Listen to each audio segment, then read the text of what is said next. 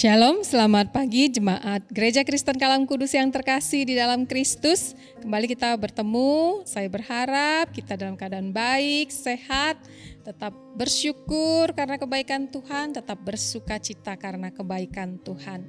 Mari kita awali perenungan ini di dalam doa.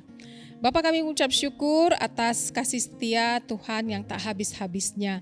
Kami sangat bersyukur kami boleh semakin mengenal siapa Tuhan yang kami sembah. Dan biarlah hati kami terus berbahagia, bergembira karena kami punya iman dan pengharapan di dalam Kristus yang membawa kami kepada hidup yang kekal. Saat ini Tuhan, ketika kami sudah menerima berkat, Tuhan mampukan kami untuk boleh memberkati banyak orang. Karena Yesus sudah datang untuk memberkati setiap umat manusia. Biarlah perenungan ini Tuhan senantiasa yang menjadi fokus di dalam hidup kami. Bawa hati jemaat Tuhan untuk tetap mempersembahkan yang terbaik. Membuka hati kami Tuhan dengan apa yang Tuhan ajarkan dalam perenungan ini. Terima kasih ya Bapa, di dalam nama Tuhan Yesus kami berdoa, kami mengucap syukur. Amin. Ya jemaat yang terkasih, pagi ini perenungan kebenaran firman Tuhan saya berikan tema memberi kepada yang miskin tidak akan membuat kita miskin. Sekali lagi, memberi kepada mereka yang miskin tidak akan membuat kita miskin. Jemaat yang terkasih, beberapa waktu lalu saya ada membaca kisah seorang tokoh terkenal penerima hadiah Nobel yang bernama Albert Schweitzer. Nah, Albert Schweitzer ini adalah seorang yang terlahir dengan jenius.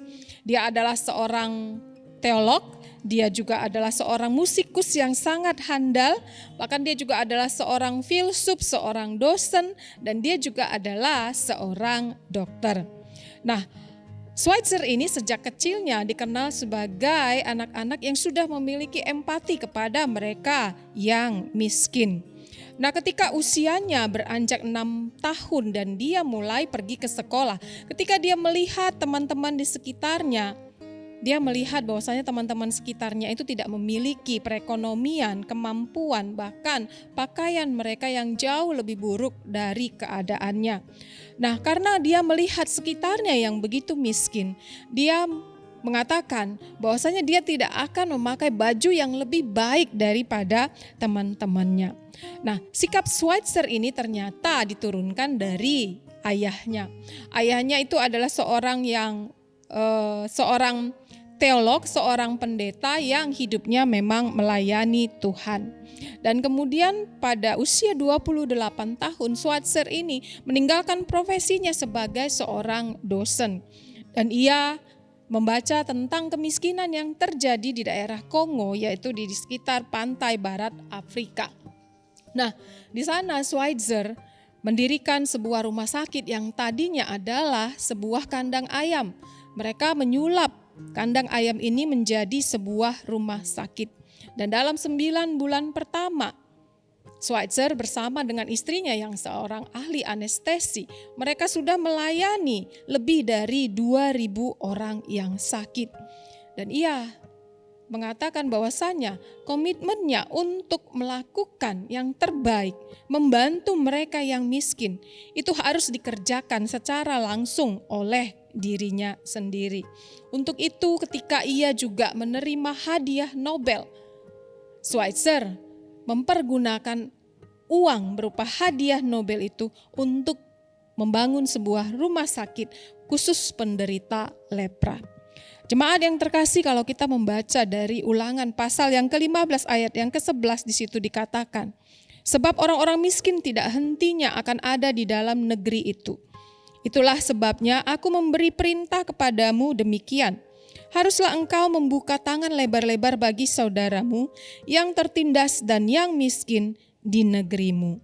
Jemaat yang terkasih, kalau kita membaca Ulangan 15 ayat yang ke-1 sampai 11, ini merupakan satu ajakan kepada para orang kaya, orang yang lebih mampu, untuk mereka boleh memperhatikan orang-orang miskin yang ada di sekitar mereka. Nah, terkhusus untuk ayat ke-11, ini adalah panggilan supaya orang-orang kaya itu mampu memberikan dengan kerelaan, dengan sukacita kepada mereka yang miskin. Dan kalau kita membaca di dalam Matius 25 ayat yang ke-40, di situ Yesus berkata, ketika kita memberi kepada mereka yang miskin, itu berarti kita sudah memberikan kepada Yesus. Karena Yesus menganggap dirinya adalah orang yang miskin itu yang sudah dibantu oleh kita sendiri. Dan kemudian kalau kita juga membaca di Amsal 19 ayat 17, di situ Tuhan berkata, kalau kita memberi kepada mereka yang miskin, mereka yang tertindas, mereka yang dalam kesusahan, berarti kita memiutangi Tuhan. Berarti kita memiliki hutang kepada Tuhan. Nah, masalahnya yang sering terjadi adalah orang seringkali merasa dirinya sebenarnya tidak mampu secara finansial untuk memberi kepada mereka yang miskin. Mereka menganggap diri mereka itu juga adalah orang miskin. Makanya orang begitu sulit untuk memberi, mengeluarkan uang untuk membantu mereka yang miskin di sekitar mereka. Mereka takut kalau mereka memberi justru mereka yang akan berkekurangan, justru mereka yang akan menjadi miskin. Jemaat yang terkasih, saya mengingat ketika saya berada di Jakarta dulu, tinggal di Jakarta, saya pernah naik metro mini dan di dalam metro mini itu biasa berulang kali ada berbagai macam pengamen naik ke metro mini itu. Mereka menyanyikan lagu menggunakan alat-alat musik tertentu dan apa yang mereka katakan? Rp1.000. Memberi Rp1.000 tidak akan membuat saudara-saudari miskin. Jemaat yang terkasih, kata-kata ini terus mengiang-iang di dalam hati dan pikiran saya. Memang ya, ketika memang kita merasa tidak cukup, kadang kita begitu sulit untuk memberi kepada mereka yang miskin. Tetapi ketika kita memberi kepada yang miskin, berapapun itu tidak akan membuat kita menjadi miskin. Kita harus mengingat bahwasannya Allah kita adalah Allah yang kaya. Tuhan kita adalah Tuhan yang kaya. Ketika kita sanggup memberi sekalipun kita merasa kita tidak cukup, Allah kita sanggup membalaskan setiap kebaikan kita. Karena apa? Karena Tuhan berjanji akan membalaskan setiap kebaikan yang sudah kita berikan kepada orang-orang miskin. Untuk itu sebenarnya kita harus memperbaiki pola pikir kita terlebih dahulu. Kita harus berpikir bahwasanya ketika kita memberi kepada mereka yang miskin, itu tidak akan membuat kita menjadi miskin.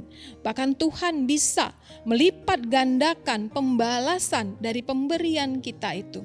Sehingga kita tidak akan pernah lagi merasa miskin. Untuk itu jangan pernah kita merasa diri kita miskin untuk memberi kepada mereka yang miskin. Karena apa? Karena kita harus mengingat bahwasanya Tuhan kita itu adalah Tuhan yang baik. Tuhan sudah memberikan kita bahkan nafas hidup kita gratis. Coba kita bayangkan kalau hidup kita di rumah sakit. Hidup kita tergantung dari alat oksigen, berapa yang harus kita keluarkan. Untuk itu, janganlah lupa akan kebaikan Tuhan. Ketika kita adalah orang-orang yang sudah menerima kebaikan Tuhan, maka Tuhan ingin kita mempersembahkan, kita menolong orang-orang di sekitar kita yang miskin. Untuk itu, marilah dengan tulus kita memberikan orang-orang di sekitar kita apa yang kita punya, apa yang kita sanggup kita berikan. Berikanlah itu dengan pola pikir bahwasanya kita memberi untuk Tuhan. Dan ketika kita memberi untuk Tuhan, kita tidak akan pernah menjadi miskin. Karena Tuhan tidak akan membiarkan orang yang sudah memberi untuk Tuhan itu meminta-minta. Untuk itu, bersiaplah ketika kita memiliki kesempatan untuk memberi kepada mereka yang miskin.